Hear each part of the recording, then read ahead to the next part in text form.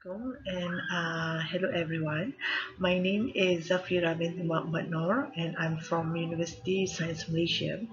So today I would like to present my topic entitled Boarding School Healthy Eating Policy Implementation Opinions of School Teachers, a qualitative study. Few issues that capture my interest to look in depth about this study.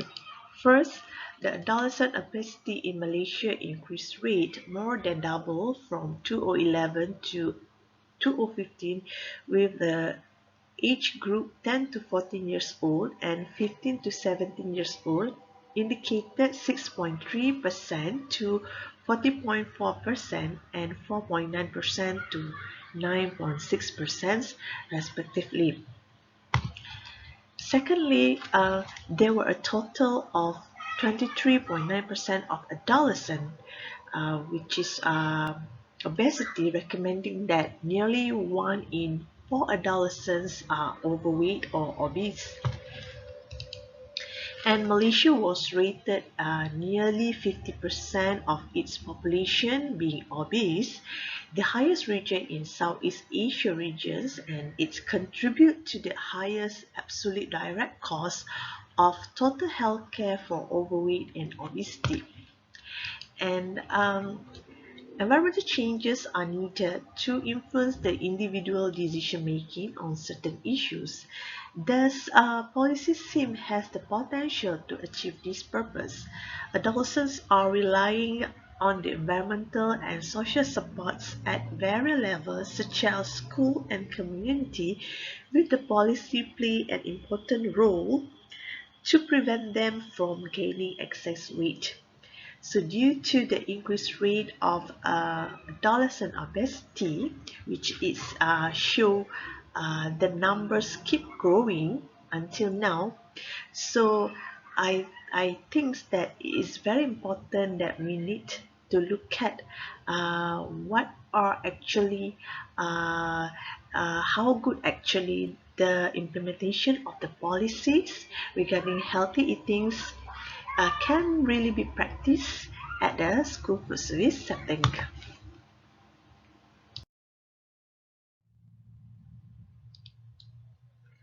The Ministry of Education and the Ministry of Health. These are the two main ministries that collaborate together, and they are the responsible authorities formulated the school food service policy to ensure the food sources are safe and nutritious. Dasar Permakanan Kebangsaan Malaysia, or called as a National Nutrition Policy Malaysia, was approved by the Cabinet in 2003. And the plan was to disseminate the right nutritional knowledge and healthy dietary choices to overcome the nation burden regarding the malnutrition issues. And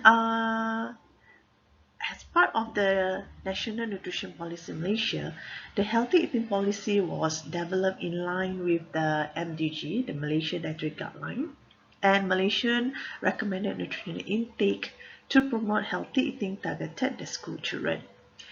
The main objective of the National Nutrition Policy is to ensure the well-being of the Malaysian population by supplying adequate food, safe and nutritious and quality food, and of course, as part of their strategies is to support healthy eating practices that mainly targeted the school children.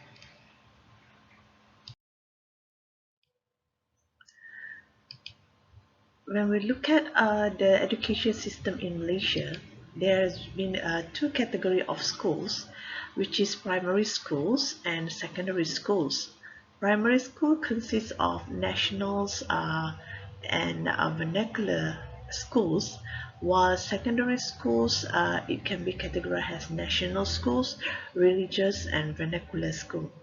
So because of these studies focusing on adolescent obesity, we will look at more specifically for those students who attend the secondary schools that cover the age group of 13 to 17 years old. And according to the Ministry of Education in 2019, the enrollment of secondary students is over 2 million. This is very important numbers that we need to focus in order to assess how good actually the healthy eating practices, the healthy eating policy can really be implemented among these targeted age group of the school children. The research problems of this study, first thing is the construct of healthy eating policy implementation still needs more in-depth explanation. The healthy eating policy compliance in line with the nutritional guidelines still can be questionable because there is no strict action could be imposed for those who fail to comply. The other thing is the policy is still less than optimal to be implemented by the schools, and of course there are still various interpretation and remain unclear to what extent the implementation of the policies actually can be successfully be practiced in the real school food service setting. The other thing is insufficient data from past study, mainly in this case area. Little research has been done focusing on policy issue to combat the obesity problem in Malaysia, and still there is not much data, published data or local studies being reported on the healthy eating policy implementations with dietary patterns and lifestyles that might differ from those developed countries. And still, the research in this area incomplete due to the method inadequacies or less common. So, still we need to have in-depth study or in-depth explorations, which has been limited done previously that relates to the healthy eating policy implementation. Policy seems to Policy seems to be recognized as one of the potential intervention to improve healthy eating in a schools, and it can be considered more sustainable than programs or strategies that focus on individual behavior change. Therefore, it's very important to look at the perceptions among the school teachers about what are the facilitate factors or the challenges that are associated with the policy implementation that support healthy eating at schools. And another thing to explore their opinions, what are the potential areas for improvements based on these findings. The scope of study is Scope 1 is school health eating policy for boarding schools. Scope 2, we will choose 5 boarding schools out of from 100 schools listed as high prestige school by the Education Ministry. And the Scope 3 is mandatory plan and interview transcript. Why we choose boarding school as compared to the normal secondary school? Because boarding school is known as one of the controlled residential settings which the students are accommodated to the structured education, social and physical activities. So the students are required to stay, eat and sleep there, and they spend their hours all the day in schools, and of course the provisions of meals is very important because it really gives much impact to their health and academic performance. That is why policy implementation is very important as a guide for those food service providers to provide a very nutritious and quality food for the students. And in-depth explorations, evaluation of what factors or to what extent the policy can be implemented is very important by seeking the opinions from the perspective of the school administrator. For the method, we will apply a qualitative study. The educators that were interviewed are the following 5 principals were selected based on their experience in school health eating policy implementation and their years of working. 10 teachers were selected based on their teaching experience in any subjects related to health eating topic, and they have the experience act as a duty warden. Um, Duty warden is the responsible teachers that monitor the welfare of the students when they stay in the boarding schools. So of course it will consist of their daily meal as well, and each participant was asked the same number of questions, totaling 16, focusing on their thoughts and involvement in implementing healthy eating policy. The data was collected by audio recording the interview around 30 to 60 minutes. Then we will transcribe the interviews, and we were looking for the key patterns regarding the responses of the participant to come up with the um, main theme in order to achieve the purpose of the study. The data findings, we will use the thematic analysis approach to analyze the interview results. First, we create the initial code based on the audio recording interview. Then we revisit initial coding. We develop the list of categories. Then we revisit back and forth the categories and subcategories. And finally, we create the theme based on the list of the categories. And from the findings, we come up with the 4 main themes regarding the barrier factors from the perspective of the school teacher and principals in terms of the policy implementations. So the school health eating policy that we focus here are mainly in the dining hall, which is the students can get their meals every day, 5 times per day at the dining halls. So it's not the canteen. It's not the canteen is another premises that offer food which is students need to buy, but those are subsidized by the governments, the meals that provide in the dining hall. So we look at the policies here, the implementation of the policies focusing the dining hall. Based on the data, principals and teachers repetitive cite that students more prefers to eat chicken rather than vegetables, and they don't like vegetables and certain fruits like oranges and apples, and they keep on mentioning that our culture likes those kind of fatty and oily foods, and if the students demands for the fried foods or they cannot get in the dining hall, I mean some of the food that they not prefer to eat in the dining hall, they can request, they can buy or they can purchase those kind of food at the canteen. And some of the teachers also keep on saying that they prefer food which is tastes good rather than healthy one. um, uh, Again, they select certain fruits. They don't like the use of the milk powders in their hot drinks, and this is cause a lot of wastage.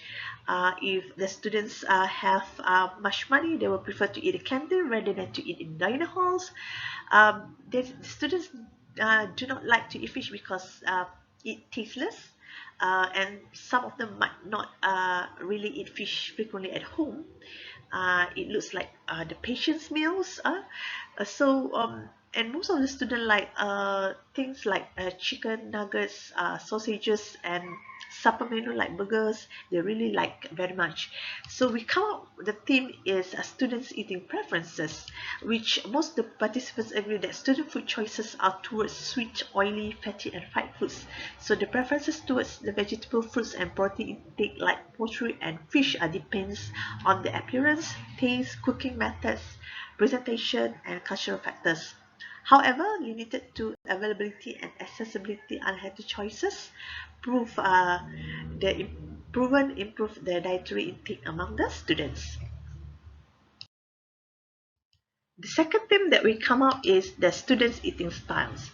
The teachers keep on saying that some students to eat at midnight, uh, and some students, if they already eat at the dining hall, so if they feel hungry again, they can purchase their food at the canteen, and those students who has a responsibility to be their duty warden, some of them already have done a spot check, and they found that students still can eat things like meals like chicken chop, the heavy meals around 2 or 3 a.m. So male students tend to eat more rice rather than as compared to the serving suggestions. Female students consume more about their weight, so they tend to eat less. There are cases where the food is not enough because the male students eat more, especially during the weekends. Students always skip breakfast because they run out of time classes.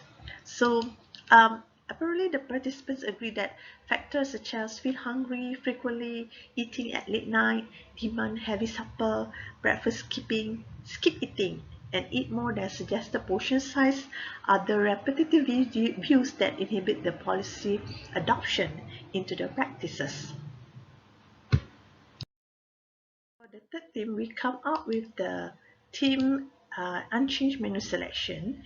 Here, in regards to the menu issue, participants perceive that monotonous menu selections, the selections are too old, and unappealing menu rotations are the barriers to the implementation of the policy to be accepted by the students, and led to more food wastage because they perceive that sometimes the rotation of the menu keep on repeating the same thing, and the students stay there since 13 years old until 17 years old, and the menu plans still do not have any changes within the 5 years they stay there. So students will tend to feel bored, um, and then they will get less interested to eat at the dining hall. So these are the third themes that we get from the opinions among the principals and the school teachers. Last theme that we get as a very factors among the school teachers' views is the unhealthy choices of menu canteen. Since the students has the choice to get another meal choices from canteens rather than dining hall, so the availability and the accessibility of unhealthy choices of menu canteens can be a challenge to implement the school healthy eating policies in the dining hall. Um, Participants perceive that wide accessibility and availability of unhealthy choices provided by the school's canteen is difficult to control because of the student demands and profit matters taught by the canteen operators. Students with monetary power, and they have more nutritional autonomy to choose what and when they want to eat. So the presence of unhealthy selections in the canteen will block the implementation of policy successfully. From the interview, we will get some recommendations from the participants to improve the implementation of the policy. First thing, the participants views that we need the collaboration with the researcher and experts to develop school nutrition program interventions has a compulsory module to determine the right eating patterns and students' knowledge of nutrition. This can be done as part of a healthy program in school activities and get the involvement from school management and students to plan and lead activities. Secondly, the um, the authorities need to revise the current standard menu for boarding schools, focusing on the calories content, portion size, types of menus, methods of cooking, new healthy recipes, and menu rotations. Currently, the development of menu was created by expertise in the ministry such as dietitians, but from the study, participation from schools and students should be considered as part of the development of menu, planning to accommodate the student preferences in the real context. The third ones are they need to encourage students and teachers to eat together so students can express their opinions about school meal presentations and meal quality. Supports from teachers concerning students' school meals need to be put as a priority matter. And last one, limit the time frame for students to get their food from the canteen during school meal hours. Mandated meal time compulsory during breakfast, lunch, and dinner to encourage students to get their balanced meals at the dining house. So at this kind of time frames, the students are not allowed to purchase food at the school canteen. As a conclusion, beneficial to inform the development of coherent and feasible obesity prevention policies to support the public health goals. A long-term thinking and strategies to improve the healthy eating policy is required in order to improve students' food consumption in school holistically. The implementation and monitoring of policy required involvement and cooperation of numerous stakeholders at all levels and must be done consistently to ensure the strong impact on individuals' health behavior. Okay, that's all from me. Thank you very much.